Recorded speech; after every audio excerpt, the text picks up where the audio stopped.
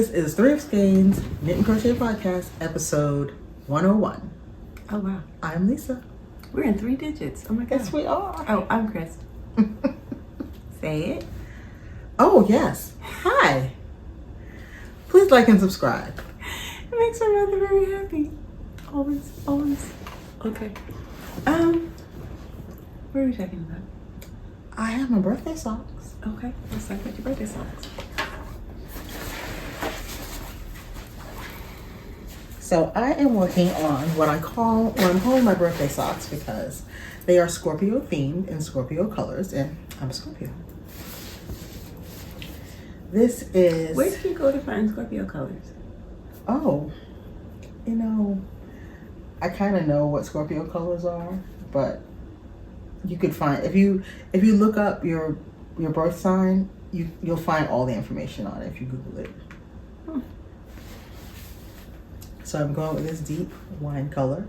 Well, it's red wine from Her Cinnamon Hill collection. No, this is Hope Made Yarns. Yes. Her JoJo sock, the red wine. And this is the Persimmon Hill Yarn Club in Wild Horses. And if you look closely, you'll see that there are some beautiful wine colored speckles that are part of this. I just love it. And I think they play so beautifully together. As you can see, I've started my color work section. I am doing some, oh dear. That stitch marker that flew? Oh, needle. That's how you lost a needle on the bus. It surely is. You know, I heard it hit, never saw it again. That made me switch to circulars. So what it's going to have is a little field of flowers inside of 2 bands of the wine color. And then I'm going to continue on to the second sock, still attached to the first sock, and knit down to the other toe. The only issue I've had this week was the color work stiffening my sock. So when I started doing the colored band, I don't know if you'll be able to see it, but if not, I'll put a picture in. I was stranding my colors. So you see those strands of yarn? Those were making my sock as stiff as a board. So I decided to do a different method for carrying the color along. And I'm doing what's called locked floats. So every second or third stitch, I am locking the opposite color in. So now instead of long floats, I just have these little blips of color on the inside. And if you notice, my sock is still flexible. So that's something that locked floats can do for you. So that should not be a problem when it comes to actually put this sock on. It will stretch and contract as it should. Plus the whole rest of the sock is just stockinette, so it's going to be a nice flexible sock except for this little band where I have my color work. And that's it. I looked up. But when you do floats, right, generally, don't you have to trap them at some point? You do. So what's the difference between locked floats and just a normal float? It's just you do it more often? I do it more often. And you see, I don't have, you see, when I started, I had these longer. We'll put a picture in. Yeah. I had these longer floats of color. And if you look up on top of that, you see, I just have these little short blip. Okay. And that's the difference between a locked float and just a normal float. But that's something you can try if you had that same issue. A friend of mine, what she does is she would knit this inside out. But I find that my floats are still too stiff. What do you get from doing it inside out? It sort of makes your floats a little bit longer because it's going outside. It's traveling around the outside of the sock rather than being crunched in. And that's something you can also do to work a little bit more flexibility into your color work, especially in something that needs to stretch like a sock. But there she goes. Let me see. You can just start to see my flowers forming. And that's what's going on with my sock. I looked it up. Apparently my color is yellow. Huh. There's general agreement across a number of websites. And now you have me curious. I was like, oh, do I have a color? Oh gosh, I meant to tell you what flower this is, but like it's gone from my mind at the moment. So if I remember, I'll put it in. Pop it on the screen if you. Yeah, I'll pop it on the screen when I actually look and see.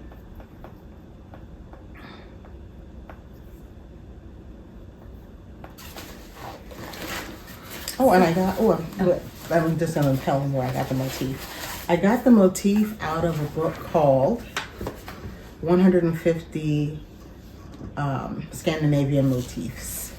I think it's by Mary Jane Mucklestone. But I would let you see the whole thing, but I'm marking my place where I'm at, so I don't want to move my posting. That's where I'm at right now. You know how it is.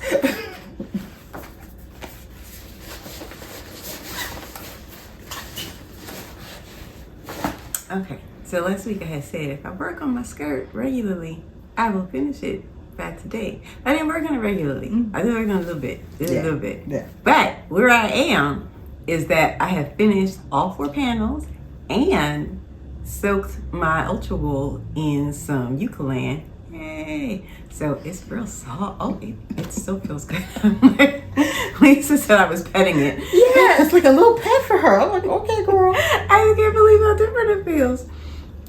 So I have it pinned together so you guys can kind of see the idea. So it's going to have these side panels in the Angora lace, and then the front and the back are going to be the ultra wool. And it's, I can't really see, but there's a very slight taper from, I guess you can see it from hip to waist. And here is the step hem. So basically, I think I have 1, 2, 3, 4. I have 5 squares, and that last square is just going to hang off the bottom like that and not get sewn to the body of the skirt. Wow. She's looking very skirtiferous. Yes, she is. And I'm very, very excited. I don't know how I'm gonna sew it together though, but I'm gonna assume it's gonna get done. And I almost have a skirt, and I have a little cardigan. I will pop in a picture because I had this laid out on the floor, and I have a cardigan that I made that is also like an off-white color, and they're like an outfit. Not the top cardigan. Yes. Yes. Okay. So there's kind of like an outfit coming together. So I will pop in the picture of that because I love when the things I make just slide right into the wardrobe. I don't have to buy anything. I don't have to figure out, oh, how do I wear this or what do I do? Nope, it's all just, it all comes in because I make the things that I already like to wear. Exactly. So that's how I, decide my projects. What do I want to wear? And she's right at home. She's right at home in my closet already. So She's looking good. that is my progress on my skirt. What are you gonna do about the waist? I'm gonna see if I need elastic in it, and if I do, I'll just do the same kind of elastic waist we need. Except I won't do a fold over. Yeah. So I will just stitch the elastic inside. But I will decide that after a try on. Yeah. Cool. If you need it, I've got some waistband elastic. Got a little bit of that. You know what? What? Would a zipper be crazy? Not at all. Because what I could do is put it on the side Yeah. where I'm gonna have a seam anyway. And not just leave some of it unsewn and put it in a zipper. I don't like that my head went there, but I don't see why I not. can't undo it now. Because I feel, I always see zippers in people's knitwear and crochet, and I'm always amazed by it, and I think it looks wonderful. But I'm always like, but how'd you do that? It seems like magic to me. It's not. Right? I mean, if I can sew an elastic, right? There's no guarantee it's gonna get it. Right now, it's like a 30% chance of a zipper. Okay. But It's cloudy with a chance of zipper. it's skirty with a chance of zipper. So I myself just pops pops in my head on camera because I feel like I seem crazy. No. Like some sort of like nutty professor. No, not at all. But we'll see. All of this will be determined after a try-on. But who knows? You could see a zipper. But that's where I am. My skirt has been completely uneventful, and that's how I like my crochet to go. So the fact that I don't have like a big old story to tell is wonderful. It is. Because I hate when I have to. Let me tell you what happened. That's not where I want to be, even though that's where I end up quite a bit of the time. Cool running. So. Yes, peace be the journey. So yeah, so she's almost done. Huzzah. Well, I am going back to a former finished object, my Dofuku jacket. I actually have been wearing this week, and what strikes me is that it does not hold its shape. It's very floppy. So I'm wearing it. I think it's really cute, and I love the way it feels. It's soft enough for you. Yeah, that is soft. It's deliciously soft. But when I'm wearing it, oh, and by the way, we took a turn to cold, and I'm so cozy in this. It wasn't even funny. But it falls off my shoulder. It just flops, you know?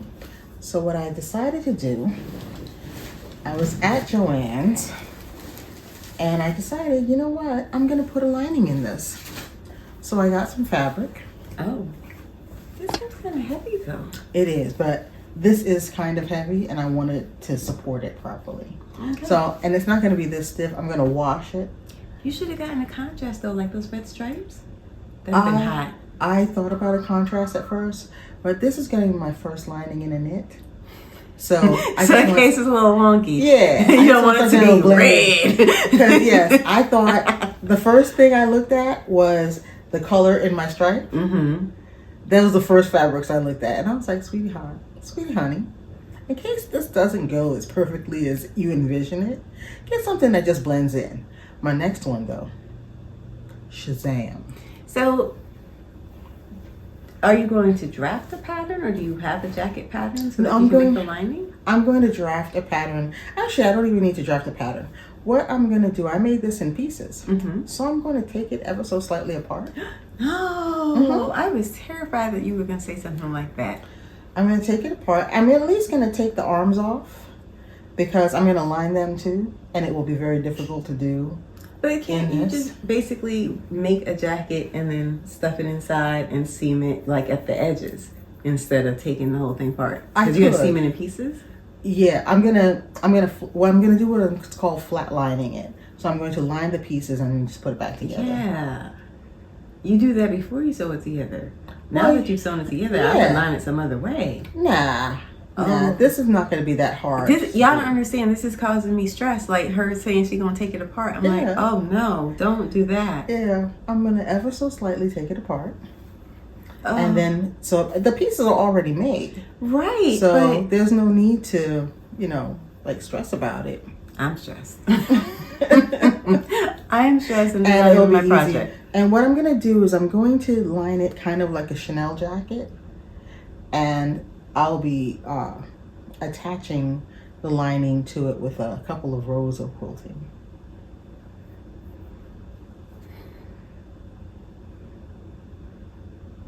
Oh wow, she's not feeling me at all. I mean, good luck. Thank you. It should be fine. It should be fine. And I think all I'm really gonna need to take off is the sleeves. Mm-hmm. And what I was thinking about doing was just opening up this seam of the sleeve and laying it out flat so I could put the lining onto it and then sewing back up that seam. So I'm not gonna like take it apart into a million pieces or anything. I'm just going to open her up a bit so that it's easy for me to work on. Okay. And I'm going to be making my pattern pieces from the actual jacket.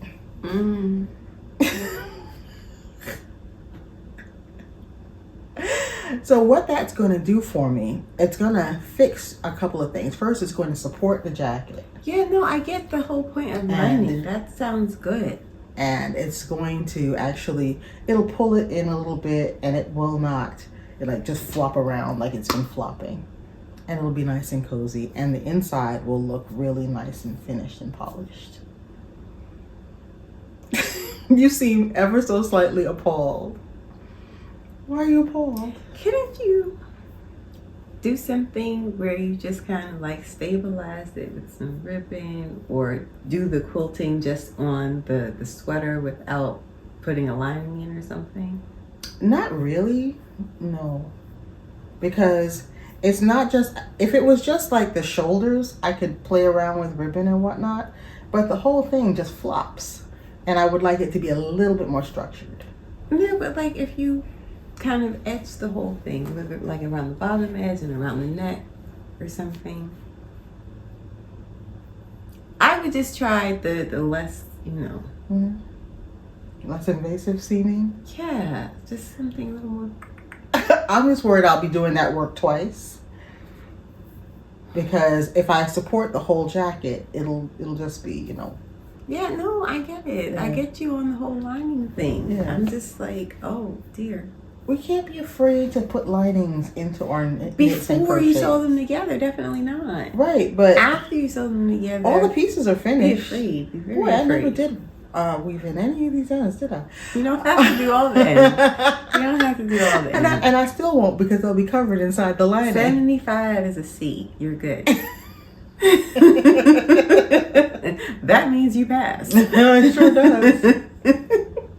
But yeah, I'm going to open up this seam right along the underarm, lay my sleeve out flat line that, and then I can line the fronts.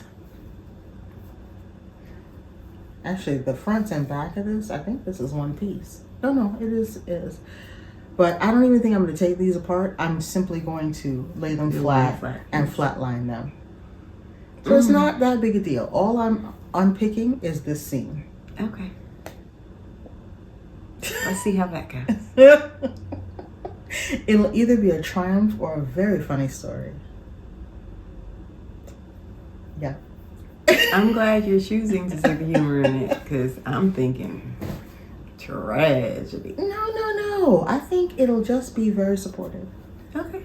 Well, I do hope that goes well, though. I do. And this is what it's going to kind of look like on the inside. It will be this fabric, which is just sort of like a, I don't know, it felt organic to me. Is it like a cotton?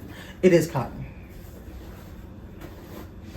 Oh, but speaking of the fabric choices available at Joann's, it was tragic in there. I don't even bother with Joann for the most part anymore. I feel like if they're going out of business, they should just go instead of just making us watch them fall apart piece by piece. There's so little natural fiber to be had. There is no 100% wool. You can only get wool and rayon or wool and polyester blends. If I had gone for official lining material, it would have been 100% polyester, and the jacket would no longer be breathable. Mm-hmm. So I wanted to get something that could still breathe. So the only thing I could find was quilting cotton, especially at the price I wanted to pay, because they did have some Liberty fabric, but some of those are $35 a yard. I don't think they're that cute. Exactly. They're like a really busy all over floral patterns. I saw one and that I could have. Right, there's one that's like tolerable or something, but mostly they're just really fussy. Yeah, I saw one that I could have possibly used, but I didn't want to spend more than $20 a yard for it. So. And $100 a yard is still a lot. And Liberty fabric is still more. Yeah. And actually, no, I got 3 yards for $20. So I'm going to wash that and soften it up a bit. That's what's going on with Dofuku. We have a believer. Oh my God. She is such a convert. That Eucaland's the stuff. She went from not believing Eucaland did anything to like, Ain't no zealot like a convert. Anyway. So, Lisa wants me to talk about my pip. But not as a lot is happening on my pip. All that's happening is I wound some of the yarn. Mm-hmm. Although, I am starting to think in like mosaic-y directions. Oh. So, I'm looking at like my mosaic pattern book. We'll see. But, so I will show you the cakes, but it's really just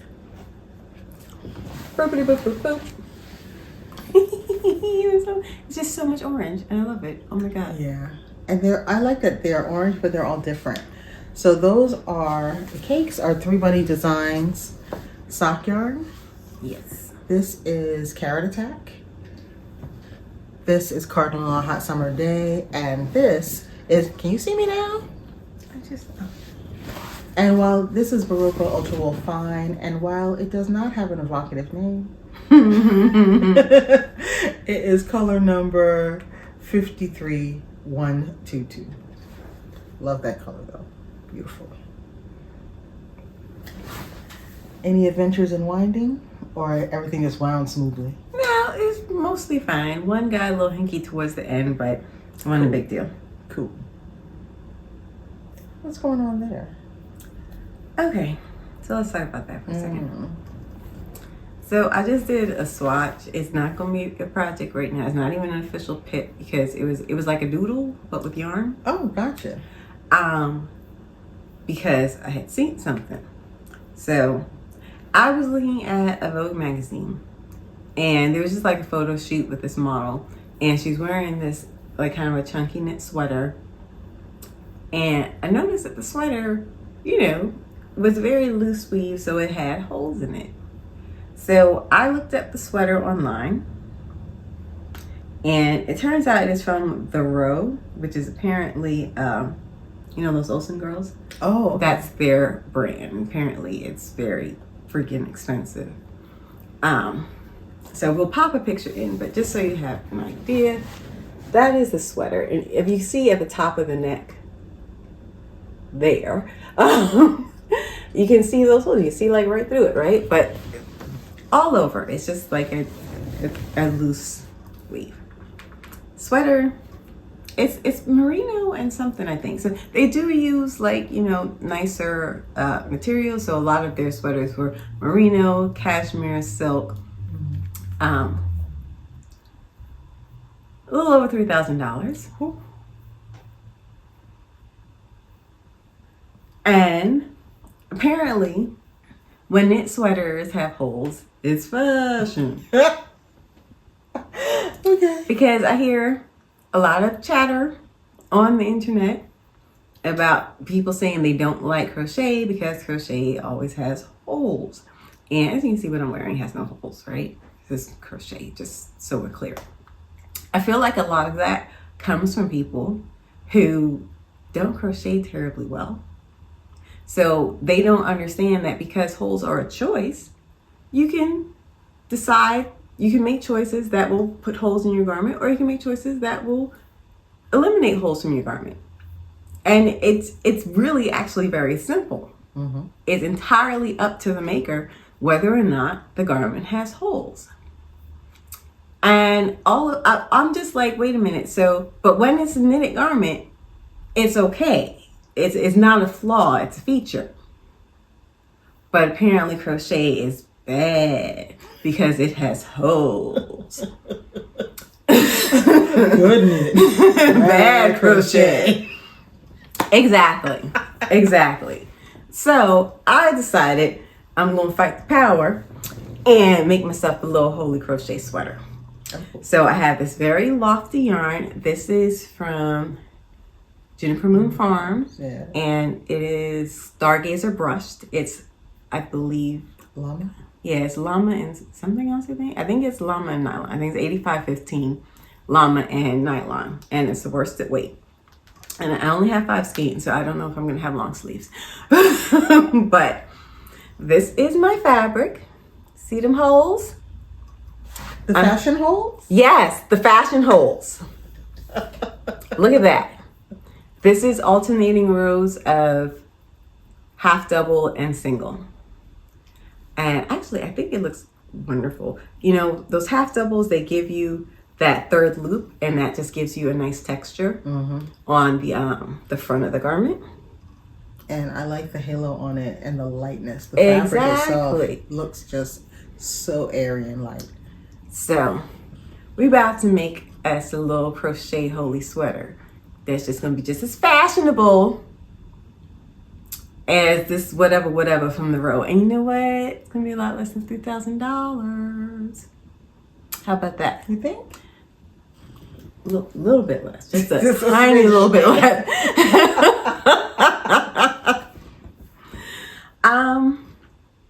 But yeah, so your thoughts on holes.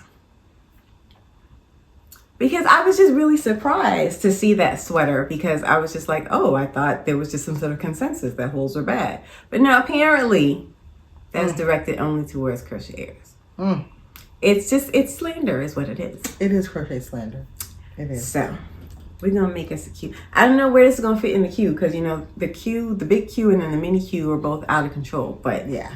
This, okay. Oh, I did this at with a 9mm hook. Yeah, because I wanted holes, so I went big. You don't usually work that big. I don't. So it'll go quickly, whatever it is I sure will. End up deciding to make. But we're bringing holes back. Just thought I'd share. What are you wearing, by the way? This is the Beginner's Lock Vest.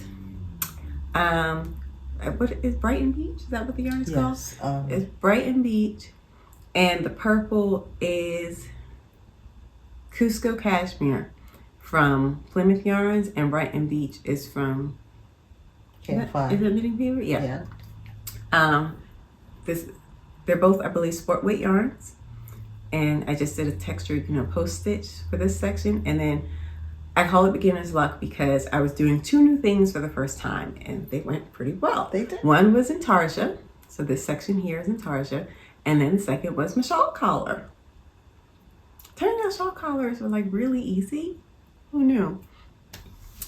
But yeah.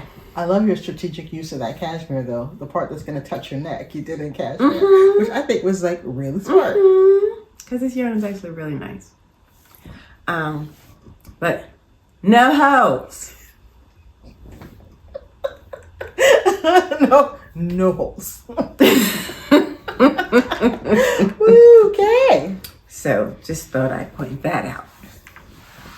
Unless you wanted there to be holes. Exactly. And they could be holes. You're the boss of your holes. Sometimes that happens to me and I hear it after I say it. I think you just heard it after you said it. I knew right before and I said it anyway.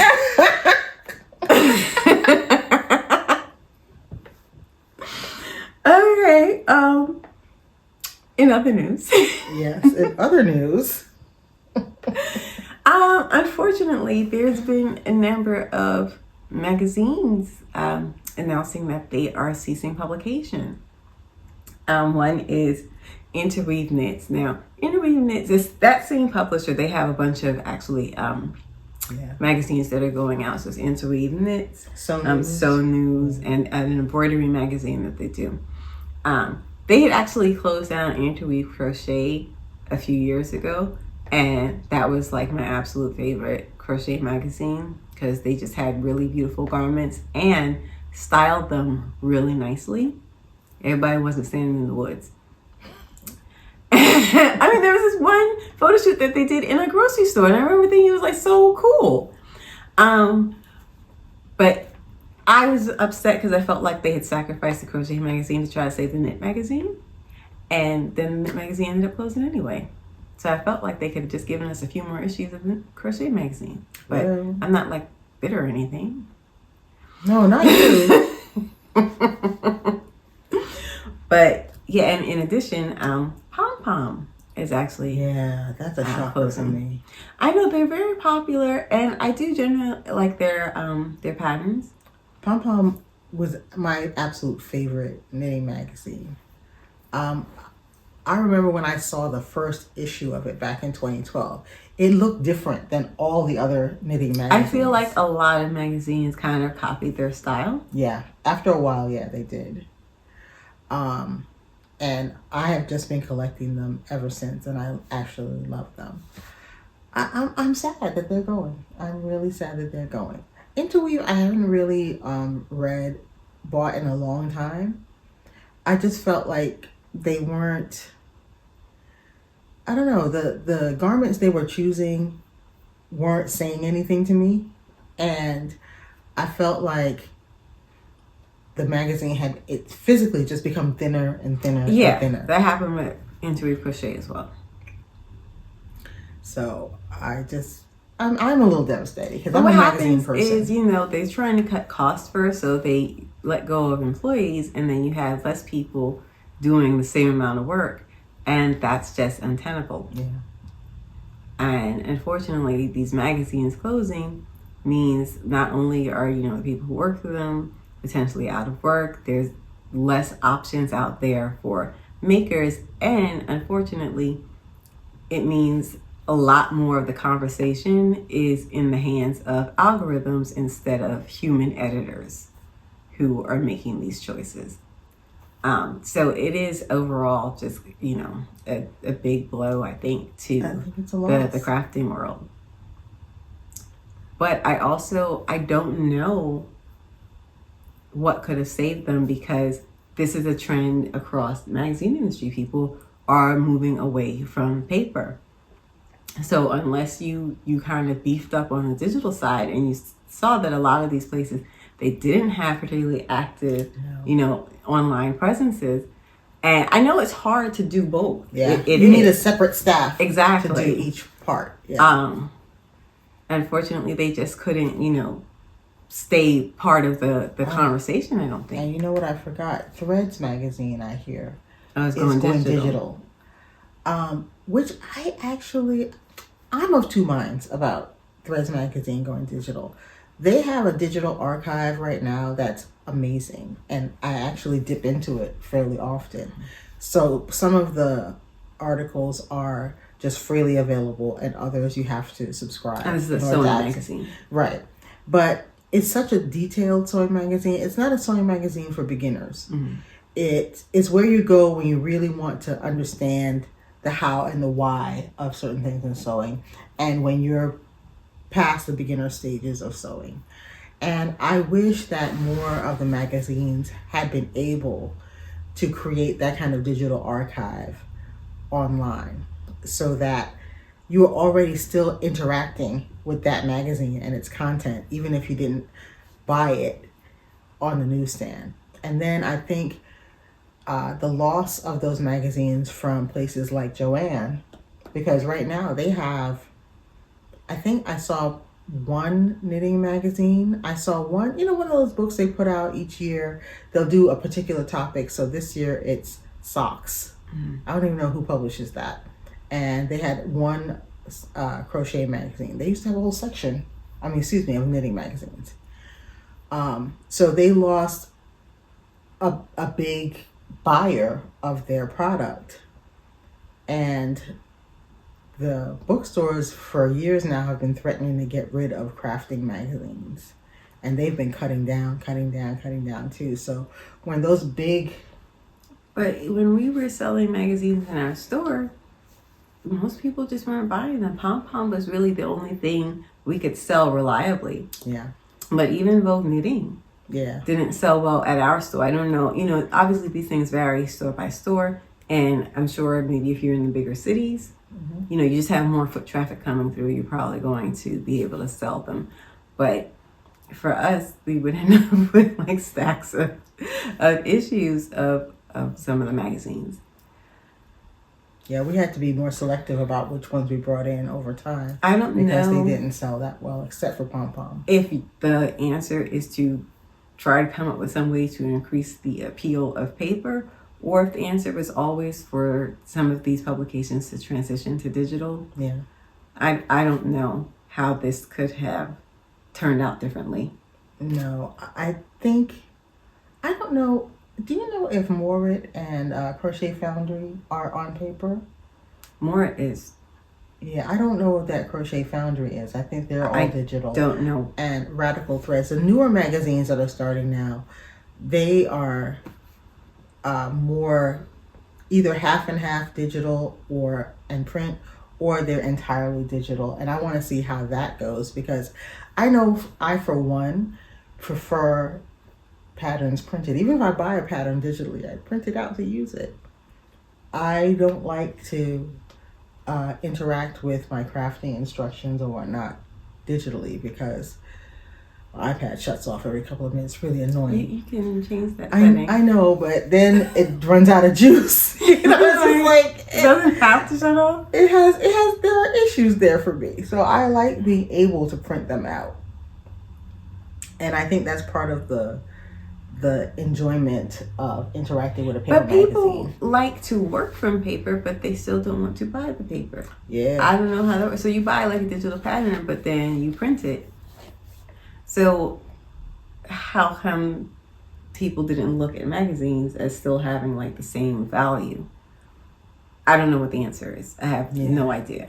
Because it's not like we've given up paper in any meaningful way. No, we haven't. But I think it's also a part about the speed of access, because magazines have, this publishing cycle for each issue, and you have to wait for it to be physically printed and distributed. So anything that's current, they can't really respond to. They won't be able to talk about it until the next issue. Mm-hmm. And I think people have just gotten used to wanting things faster.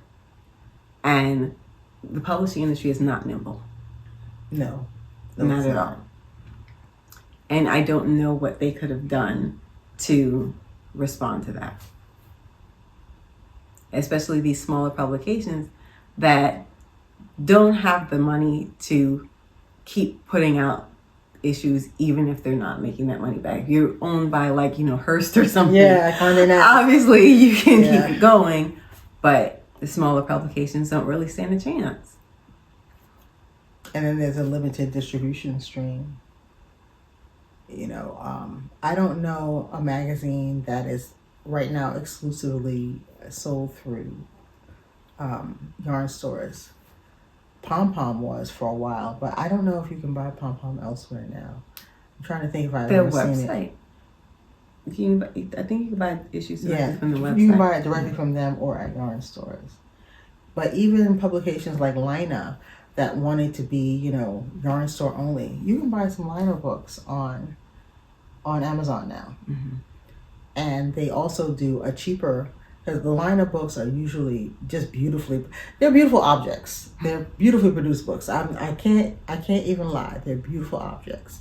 But they're $50 a book. Between, depending on where you buy it, between $44 and $50 a book. So they also do a paperback now, a little while later, that they also have available on Amazon.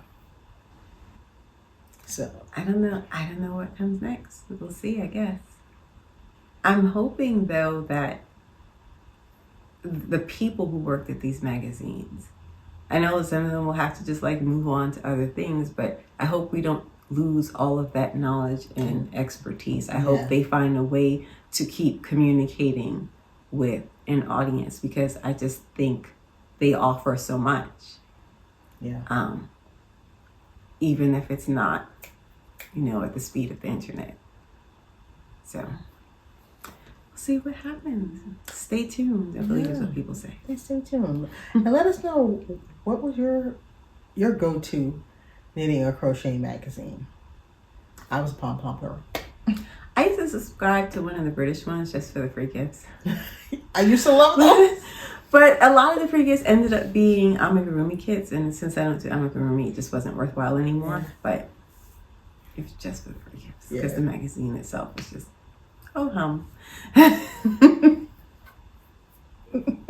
They did get me the gifts every once in a while, though. They did.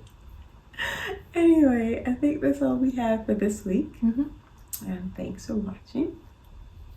See you next time. And stay stitching.